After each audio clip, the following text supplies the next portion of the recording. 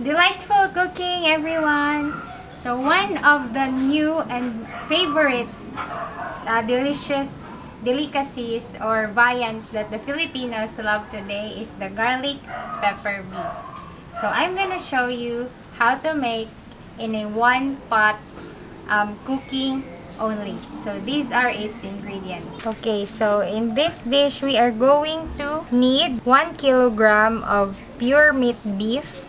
Here, you can also use beef chunks. And then you also have here sliced canned mushrooms, 2 heads of garlic, skin on, but it's up to you if you don't want the skin on. And then red onions. So these are the primary ingredients. We are going to also need our Knorr beef broth cubes and our Knorr liquid seasoning.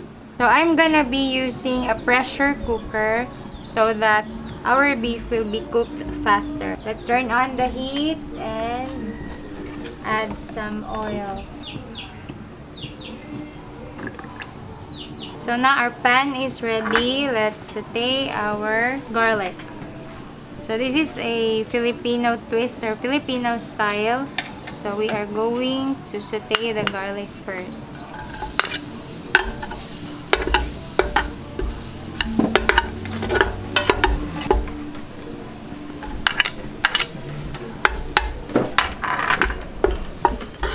We're going to fry the garlic until it's brown.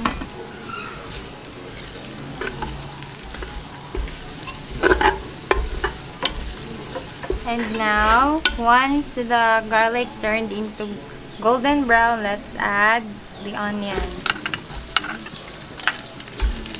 Red onions has stronger and richer flavor than the white.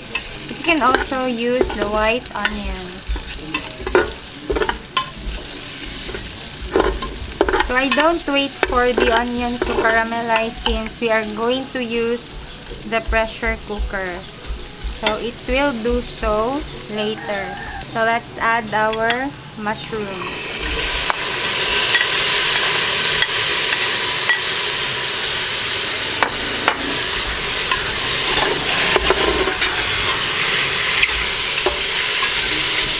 So I'm going to cover this so that it will sweat. So after 30 seconds, let's open the lid and give it a stir.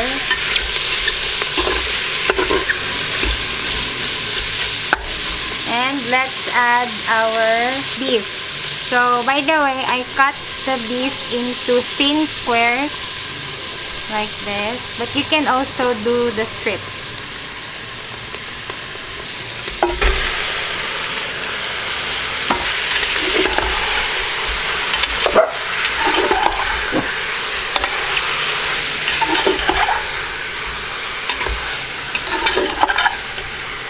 So once the beef is light brown, we are going to add our soy sauce and our seasonings. So we are going to use our liquid seasoning because it has the perfect taste for our beef.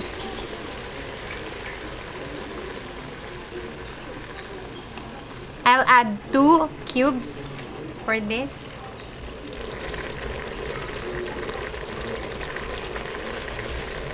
So a generous amount of black pepper is a must. I am also going to add dark soy sauce, like a 1/4 cup. And then laurel leaves or bay leaves for aroma. And brown sugar, 4 teaspoons of brown sugar.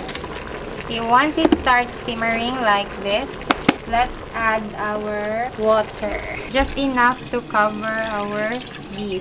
So that's 750 liters of water. Let's first give it a mix.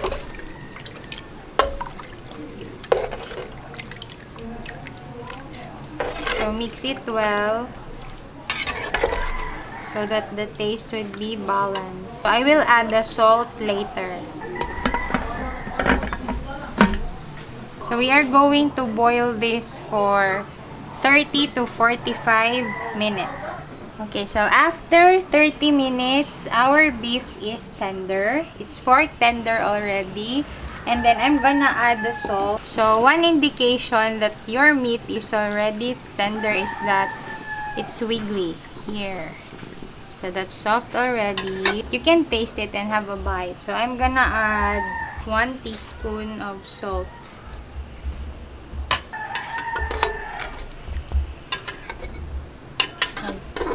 And then I will add, and then to thicken the sauce, let's make a slurry. That's cornstarch and water, and then we will add it to our garlic pepper beef.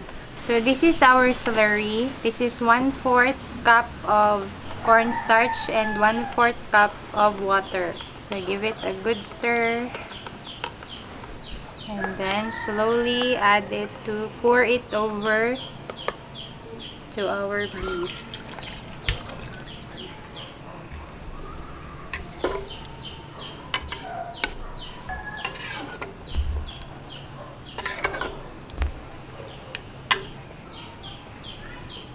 So let it simmer.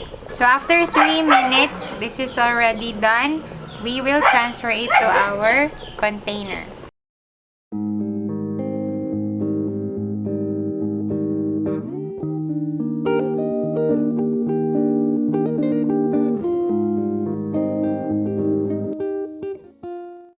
So this is our garlic pepper beef. So saucy, soft, and yummy. So let's top it with fried garlic.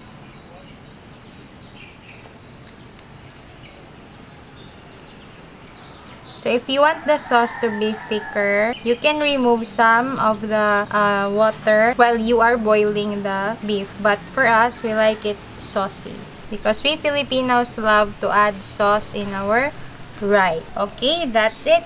Happy eating, everyone! See you on my next. Don't forget to click like and subscribe. Bye!